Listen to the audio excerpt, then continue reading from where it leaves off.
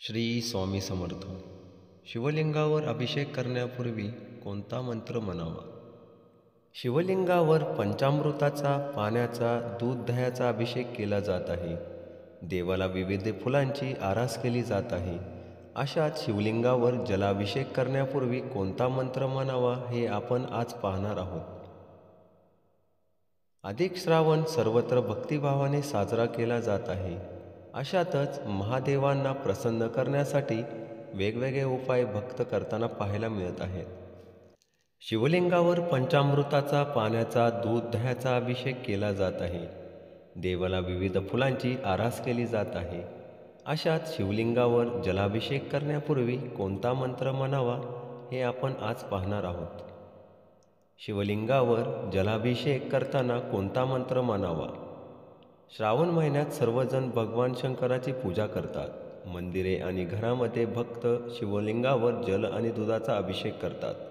परंतु असे म्हटले जाते की भगवान शंकराला जल अर्पण करण्यापूर्वी या मंत्राचा जप केल्याने भगवान शिव संपत्ती मिळवण्याचे सर्व मार्ग उघडतात. शिवाला प्रसन्न करण्याचा मंत्र आहे ओम नमो भगवते रुद्राय नमः.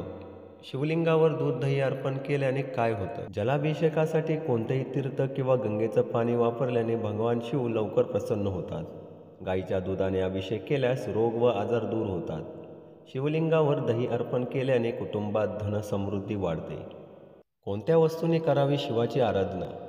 या वस्तू अर्पण करून भगवान शिवाची आराधना करा. भगवान शंकराला अक्षता अर्पण केल्याने जीवन आनंदी होते आणि कोणत्याही गोष्टीची कमतरता भासत नाही. सोमवारी भोलेनाथाला जल अर्पण केल्याने मुले आज्ञाधारक होतात. तीळ अर्पण केल्याने पाप दूर होते आणि मानसिक शांती मिळते.